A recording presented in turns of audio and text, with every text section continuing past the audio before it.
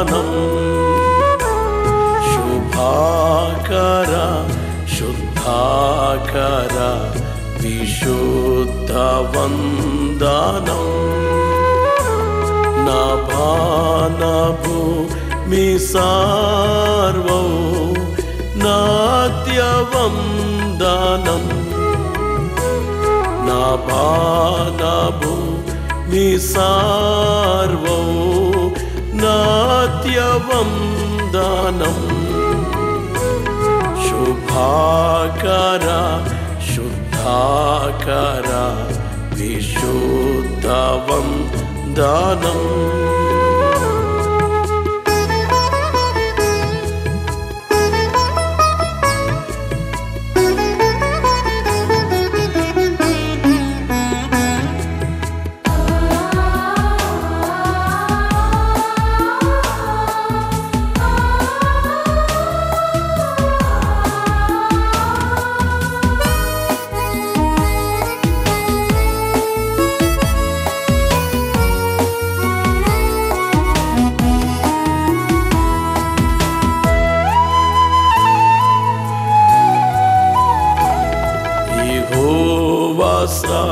స్టాచెనక నీకు ఎంతయు ప్రణుతి యెహోవా స్టాచెనక నీకు ఎంతయు ప్రణుతి మహోన్నతుండ దివ్యుడా ఘన మహిమ సంస్తుతి మహోన్నతుండ దివ్యుడా ఘన మహిమ సంస్తుతి శుభాకర శుద్ధాకర విశుద్ధ వందనం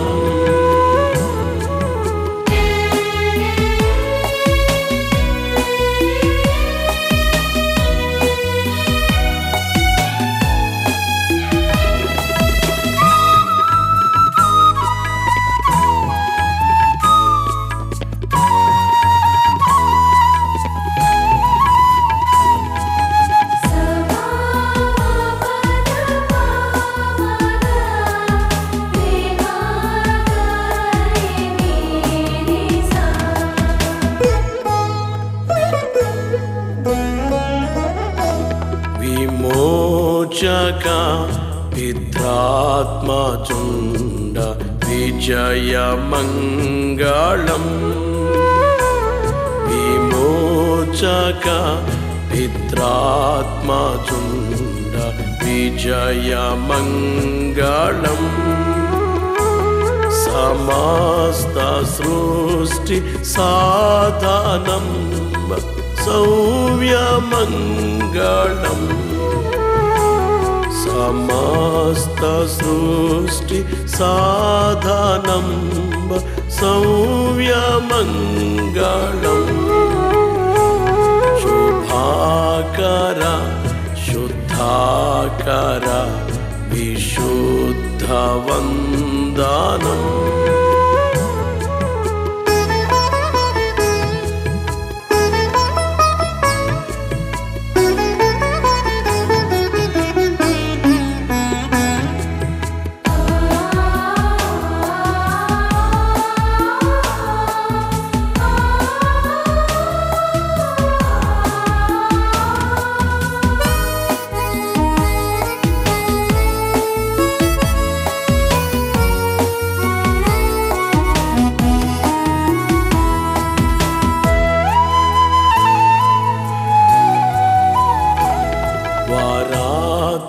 పితా పుత్ర నిర్గమ పరుడా స్తోత్రము వారాత్మ పితా. రోమా పత్రిక 12వ అధ్యాయము మొదటి 2 వచనములో, కాబట్టి సహోదరులారా, పరిశుద్ధమును దేవునికి అనుకూలమునైన సజీవ యాగముగా మీ శరీరములను ఆయనకు సమర్పించుకొనుడని దేవుని వాత్సల్యమును బట్టి మిమ్మును బతిమాలుకొనుచున్నాను. ఇట్టి సేవ మీకు యుక్తమైనది. మీరు ఈ లోక మర్యాదను అనుసరింపక ఉత్తమమును అనుకూలమును సంపూర్ణమునయున్న దేవుని చిత్తమేదో పరీక్షించి తెలుసుకొనున్నట్లు మీ మనస్సు మారి నూతన మగుట వలన రూపాంతరము పొందుడి. మీకుండేటువంటి ఆలోచనలు చాలా దండిగా ఉంటాయి. మీ ఒక్కొక్కరిని నిలవబెట్టి అడిగితే చాలా వివరిస్తారు. నీ జీవితాన్ని గురించి నీవు ఏమనుకుంటున్నావు, లేక నీ జీవిత ఆశయం ఏమిటి? పెళ్లి కాని ఒక అబ్బాయిని లేక పెళ్లి కాని ఒక అమ్మాయిని మనము నిలవబెట్టి అడిగామనుకోండి, వాడేమంటారు? మేము చదువుకుంటున్నాం, మా జీవిత ఆశయం ఏమిటంటే నేను చదువుకొని ఉద్యోగం తెచ్చుకోవాలి, అలాగే మంచి వ్యక్తితో పెళ్ళవ్వాలి, మంచి స్థలము కొని ఇల్లు కట్టుకొని ఆ ఇంట్లో ఫర్నిచర్ అంతా కొనాలి, పిల్లల్ని పెంచి వాళ్ళు పెద్దోళ్ళై వాళ్ళకి పెళ్లిళ్ళు చేసి ఒక స్థితి వచ్చేటట్లు చేయాలి అని, ఇది మా జీవితం యొక్క ఆశయం అని చెప్పి అందరూ మాట్లాడేది ఇదే. అయితే ఇప్పటి వరకు చెప్పిన లిస్టులో ఏది కూడా పరలోకానికి సంబంధించింది లేదు. ఈ లిస్ట్ అంతా కూడా భూలోకానికి ఈ 70 సంవత్సరాల 80 సంవత్సరాలకు సంబంధించిందే తప్ప ఇది శాశ్వతమైన రాజ్యానికి సంబంధించింది కాదు. ఒకసారి గమనించాలి, శాశ్వత రాజ్యము, దీనికి మరో పేరు ఏమిటంటే మానవ ప్రపంచము కాదు, మరో పేరు మహిమ ప్రపంచము. ఈ మాట మీరు ఎప్పుడు మర్చిపోకండి. మహిమ ప్రపంచము, మహిమ శరీరము, మహిమ జీవులు. అంటే దేవుడు మహిమకరుడు. మనము కూడా పరలోకములో దేవుని ప్రక్కన కూర్చుంటాము, దేవునితో కలిసి నడుస్తాము. ఎన్ని సంవత్సరాలు ఉంటామంటే 100 ఏళ్ళు, 1000 ఏండ్లు, 2000 ఏండ్లు కాదు. ఎప్పుడూ దేవుని దగ్గర చావు లేకుండా ఉంటాం. ఆ రుచిని గూర్చి నీకు తెలిస్తే నువ్వు చాలా మారిపోతావు. ఈ లోకములో ఉన్న అవసరాల కొరకు మాత్రమే యేసు నమ్మితే అది వ్యర్థమని బైబిల్ చెబుతుంది. కొరింథీ మొదటి పత్రికలో 15వ అధ్యాయము 19వ వచనములో ఈ జీవిత కాలము మట్టుకే మనము క్రీస్తునందు నిరీక్షించు వారమైన ఎడల మనుషులందరికంటే దౌర్భాగ్యులమయుందుము. ఈ జీవిత కాలం మట్టుకు మాత్రమే యేసు క్రీస్తు నందు నిరీక్షించే వారమైతే, అంటే ఈ జీవిత కాలానికి సంబంధించినవన్నీ ఉన్నాయి. కానీ ఈ క్షణము నువ్వు చనిపోతే చావు చెప్పి రాదు. ఈ రోజు నువ్వు చనిపోతే నీ ఆత్మ ఎక్కడికి వెళుతుంది? నీకు 70 ఏళ్ళకి 80 ఏళ్ళకి మరణం వస్తుంది అని నువ్వు గ్యారంటీ చెప్పగలవా? ఎప్పుడు మరణం వస్తుందో తెలియదే. ఈ జీవిత కాలం మట్టుకే క్రీస్తు నందు నిరీక్షించిన వారమైతే మనుషులందరికంటే దౌర్భాగ్యులమట.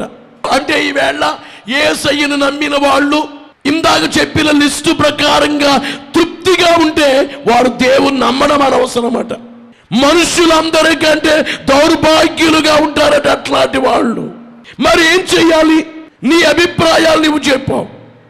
అసలు నీవు ఎలాగుండాలని దేవుని అభిప్రాయము?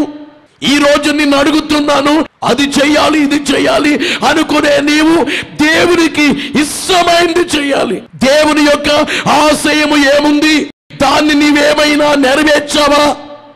అసలు దాని గురించి ఎప్పుడైనా ఆలోచించావా? గదిలో కూర్చుని నీ గురించి ఆలోచించావు. నా జీవితం ఏంటని ఆలోచించావు, నా ఆరోగ్యం ఏంటని ఆలోచించావు, నా పెళ్ళేంటి అని ఆలోచించావు, నా చదువేంటి అని ఆలోచించావు, నా భవిష్యత్తు ఏంటి అని ఆలోచించావు, కానీ ఆ దేవుని కార్యమును గురించి ఎప్పుడైనా ఆలోచించావా? రోమాపత్రిక 12వ అధ్యాయం మొదటి 2 వచనాలు. కాబట్టి సహోదరులారా, పరిశుద్ధమును దేవునికి అనుకూలమునైన సజీవ యాగముగా మీ శరీరములను ఆయనకు సమర్పించుకొనుడని దేవుని వాత్సల్యతను బట్టి మిమ్మల్ని బతిమాలుకొనుచున్నాను. ఇట్టి సేవ మీకు యుక్తమైనది.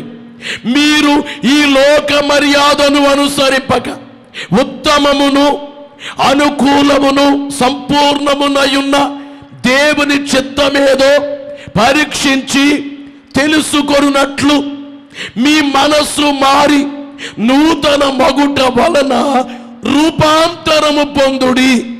వినాలి ప్రియులారా, రూపాంతరము అనే మాటకి అర్థం ఏమిటంటే వేరే రూపం.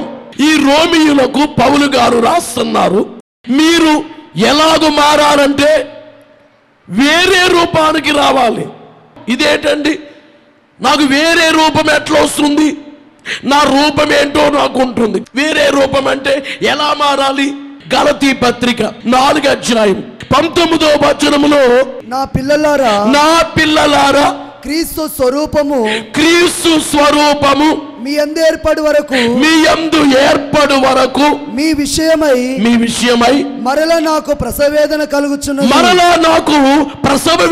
కలుగుచున్నది. ఎలాంటి స్వరూపం? క్రీస్తు స్వరూపం మీ యందు ఏర్పడు వరకు. బైబిల్ చెప్పేది ఏమిటంటే మనము ఎలాగో రూపాంతరము చెందాలి? క్రీస్తు స్వరూపములోకి వచ్చే రూపాంతరము చెందాలి. యేసు రూపం అంటే ఏంటి?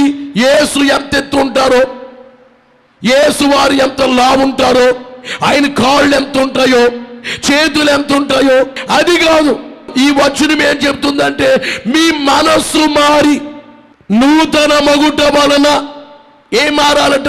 మనస్సు మారి నూతనం అవ్వాలి, రూపాంతరము చెందుడి. మత్తయి వ్రాసినటువంటి సువార్తలో 3వ అధ్యాయం మొదటి 2 వచనాలు చూస్తే, ఆ దినముల యందు బాప్తిస్మమిచ్చు యోహాను వచ్చి పరలోక రాజ్యము సమీపించి ఉన్నది, మారు మనస్సు పొందుడని యూదయ అరణ్యములో ప్రకటించుచుండెను. వినాలి ప్రియులారా, ఈ వచనములో శ్రానికుడైన యోహాను గారి యొక్క బోధ ఏమిటంటే మీరు మారు మనస్సు పొందండి అని బోధించారు. అలాగే మార్కు వ్రాసినటువంటి సువార్తలో యేసు ప్రభువారు ఏం బోధించారో చూద్దాం. 1వ అధ్యాయము 15వ వచనములో చూస్తే, కాలము సంపూర్ణమయ్యున్నది, దేవుని రాజ్యము సమీపించి ఉన్నది, మారు మనస్సు పొంది సువార్త నమ్ముడని చెప్పుచు దేవుని సువార్త ప్రకటించుచు గలిలయకు వచ్చెను. వినాలి ప్రియులారా, ఇంతకు ముందు చదివినటువంటి వచనములో యోహాను గారు మారు మనస్సును గూర్చి ప్రకటించారు. ఈ వచనములో స్వయంగా యేసు ప్రభువారే చెబుతున్నారు. ఏమని? మారు మనస్సు పొంది సువార్త నమ్మండి. అపోస్తలుల కార్యముల గ్రంథములో 2వ అధ్యాయము 38వ వచనములో పేతురు మీరు మారు మనస్సు పొంది పాప క్షమాపణ నిమిత్తము ప్రతివాడు యేసుక్రీస్తు నామమున బాప్తిస్మము పొందుడి. వినాలి ప్రియులారా, ఈ వచనములో మారు మనస్సు పొందాలట. అంటే 3 చోట్ల వ్రాయబడిన విషయాలు మనము చూస్తే మారు మనసు పొందుమని బైబిల్ తెలియచేస్తున్నట్లు గమనించాలని మీకు తెలియచేస్తున్నాను. అసలు మారు మనసు అంటే ఏంటి అంటే మనసు మార్చుకోవటం. యేసు నమ్మిన వాళ్ళు మారు మనసు పొందినోళ్ళు. ఏం పొందారు మారు మనస్సు? ఈ ప్రపంచంలో యేసు తప్ప మరొక రక్షకుడు లేరు. యేసు రక్తమే పాపాలు కడిగేది. యేసే మోక్షానికి రాజు, యేసే మోక్షాధిపతి, యేసే మోక్షానికి మార్గం. యేసు రక్తమే నా పాపాలు కడిగేది. యేసు తప్ప నాకేది వద్దు అనేదే మారు మనస్సు. అసలు ఈ లోకములో నిజ దేవుడు ఎవరో, నిన్ను రక్షించేది ఎవరో, నీకు మోక్షం ఇచ్చేది ఎవరో నువ్వు తెలుసుకోకపోతే చాలా నష్టాల్లో పడతావు. ఎందుకంటే ఈ లోకములో ఎప్పుడు చనిపోతామో తెలియదు. మరి చనిపోయిన తర్వాత మోక్షానికి వెళ్ళాలి కదా. మోక్షానికి వెళ్ళాలంటే ఆ మోక్షం ఇచ్చే అధికారి ఎవరో ఆయన నమ్మాలి కదా, ఆయనకి అంగీకారం కావాలి కదా. ఆయన ఏమన్నారు, మీరు మోక్షానికి రావాలంటే వీలు కాదు, నా మోక్ష లోకం పాపం ఉండదు, పరిశుద్ధ లోకం, ఆ పరిశుద్ధ లోకములో నిన్ను ఉంచడానికి వీల్లేదు. అందుకే బైబిల్ చెప్పేది దేవుని రాజ్యము మాటలతో కాదు శక్తితోనే ఉంది. పరలోకానికి వెళ్ళాలంటే ఎలాగా, పరలోకానికి ఎలా వెళ్ళాలంటే పాపం పోవాలి. పాపం పోవాలంటే పాపం కడిగే రక్తము స్వయాన దేవుడే వచ్చి ఆయన పరిశుద్ధమైన అమూల్యమైన నిష్కళంకమైన రక్తాన్ని చిందించారు. యేసు రక్తము ప్రతి పాపము నుండి మనలను పవిత్రులుగా చేయును. బలో యేసు మహారాజుకు. అయూట ముంగి దొంగయు ఆశోదుడాయేను నేనాటి పాపి నిప్పుడు నీనందు మున్గుదు యేసుండు నాకు మారుగా ఆ సిల్వ చావాగా శ్రీయేసురక్తమేపుడు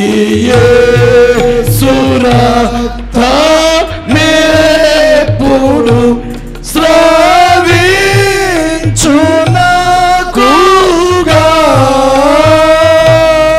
భక్తుడు పాడేది ఏమిటంటే ఆ యూటమునికి ఆ దొంగ శుద్ధుడయ్యాడు, కుడి చేతి వైపున దొంగ.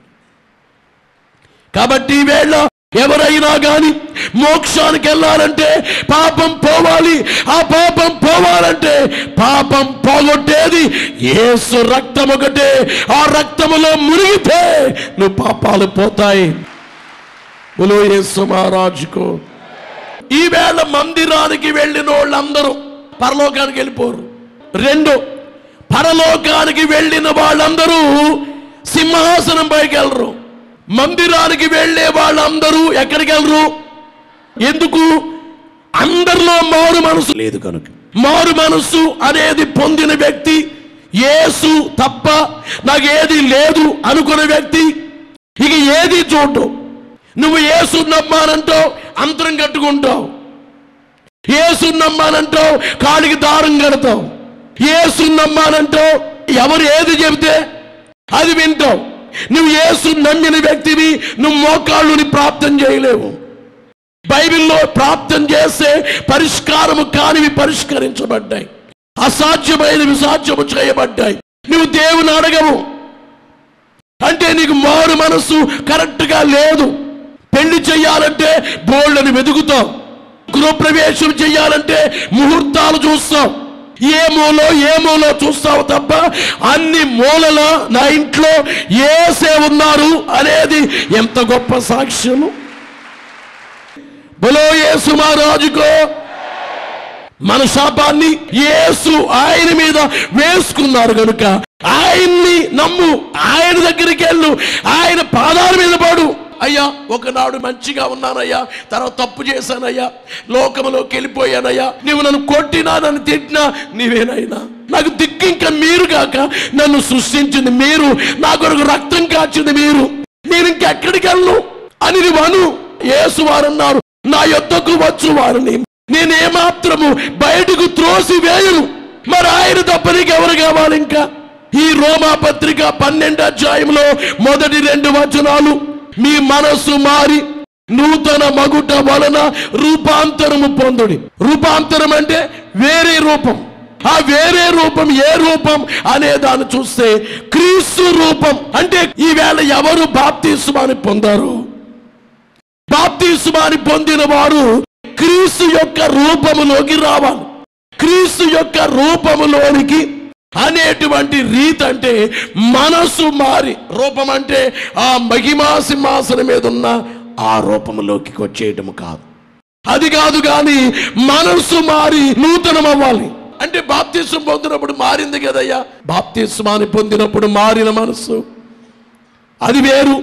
బాప్తిస్మాన్ని పొందినప్పుడే నువ్వు పొందినటువంటి మారు మనసు ఏమిటంటే, యేసు తప్ప మరో దేవుడు లేరు, యేసు తప్ప మరో రక్షకుడు లేడు, యేసే మోక్షాధికారి, యేసే సజీవుడు, యేసే నిజదేవుడు, యేసే సత్యం, మార్గం, ఆయన జీవం. అలా నమ్మి బాప్తిస్మం, అది మారు మనసు ఒకటి. కానీ ఈ మారు మనసు ఏమిటంటే, వినాలి ప్రియులారా, మన యొక్క అభిప్రాయాలు మార్చుకునే మారు మనసు. ఏంటి అభిప్రాయాలు? యేసు నమ్మిన వ్యక్తి వ్యభిచారం చేయడు. మారు మనసు పొందిన వ్యక్తిని నువ్వు మందు తాగు, ఆ వాసన నాకు ఇష్టం ఉండదు అంటాడు. కానీ ఇన్ని చెప్పాడు కదా, ఆ వ్యక్తిలో దేవునికి అన్ని నచ్చినయే ఉన్నాయా? తన అభిప్రాయాలన్నీ కూడా దేవునికి తగిన అభిప్రాయాలుగా ఉన్నాయా? పక్కింటి వాళ్ళ మీద గొడవ వచ్చింది, వాళ్ళు ఏదో తప్పే చేశారు, కానీ వ్యక్తి నేను పాపం చేయను అనే వ్యక్తి నేను చర్చికి వెళ్తున్నాను కానీ కోపం వస్తే మనిషిని కాదంటాడు. యేసు ప్రభువారు నేను ఎవరు జోలికి వెళ్ళను, కానీ నన్ను ఎవరైనా ఏమైనా అంటే నేను ఊరుకోను అంటారా? అలాగనరు. యేసు వారి అభిప్రాయాలు ఏంటంటే ఓర్చుకునేటువంటి రీతి. నీవే ఒకసారి గమనించు, నువ్వెన్ని పాపాలు చేసి నువ్వు వచ్చినా, నువ్వు పలానప్పుడు అది చేసావు, ఇది చేసావు, నువ్వు నా దగ్గరికి వచ్చావు, ఇప్పుడు గుర్తొచ్చానా? దేవదూతల చేత నేను గెంటేయమంటావా? అవి ఎందుకు వచ్చావు, అప్పుడు రాలేదు అని అంటారా? తప్పిపోయిన కుమారుడు తండ్రి దగ్గరికి రాగానే తండ్రి ఎలాగైతే చేర్చుకున్నాడో యేసు నిన్ను చేర్చుకొని ఆయన కౌగిలించుకుంటారు. యేసు బోలో యేసు మహారాజుకు. ఇర్మియా గ్రంథము 15వ అధ్యాయము 19వ వచనములో, కాబట్టి యెహోవా ఈలాగు సెలవిచ్చు, నీవు నా తట్టు తిరిగిన ఎడల నీవు నా సన్నిధి నిలుచున్నట్లు నేను నిన్ను తిరిగి రప్పింతును. ఏవి నీచములో ఏవి ఘనములో నీవు గుర్తు పట్టిన ఎడల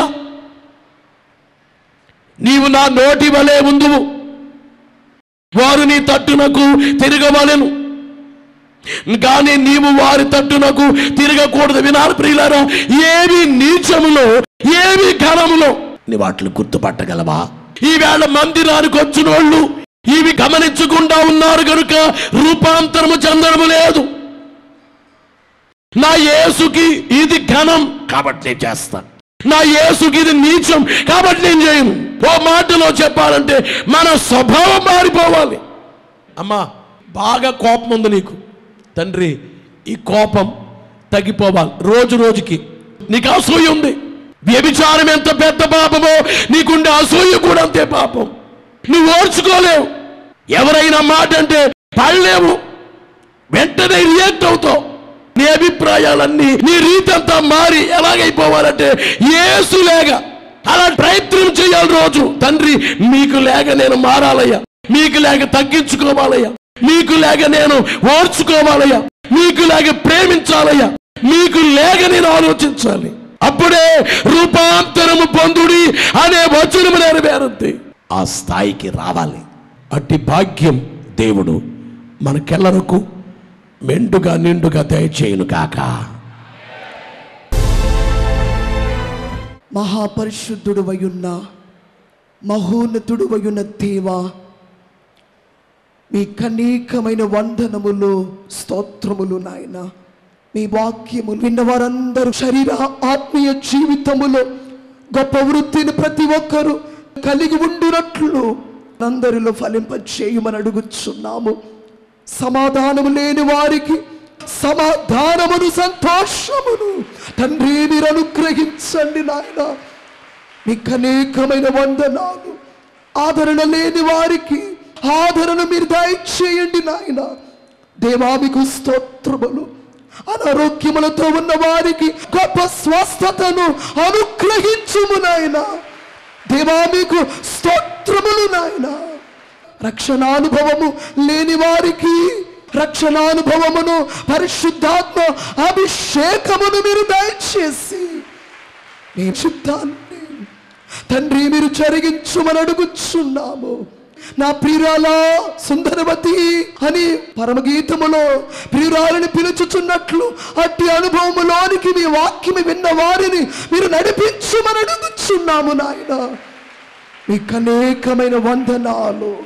నిత్యమును మీ వాక్యమును ధ్యానించే స్థితిని మీ కృప చూపి దయచేసి మహిమ కలిగిన మీ రాజ్యమునకును అనంత జీవమునకును యేసుక్రీస్తు ప్రభువారి యొక్క రెండవ రాకడకును ప్రతి వారిని సిద్ధపరచుమని త్వరగా వచ్చుచున్న యేసు నామమున వేడుకొనుచున్నాము పరమ తండ్రి. మరణాత.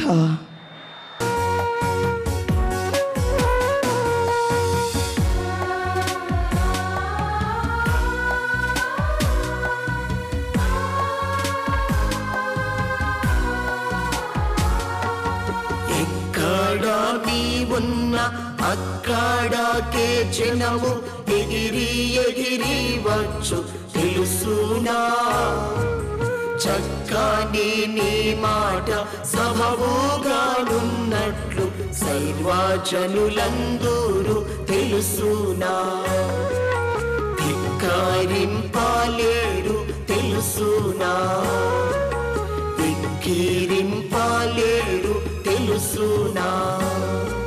క్రైస్తవ సంగమ ఘన కార్యములు చేయు కాలము వచ్చును తెలుసునా, క్రీస్తు ప్రభువుని క్రియలాములంబుగా కీర్తి పొందునాని తెలుసునా, కీర్తి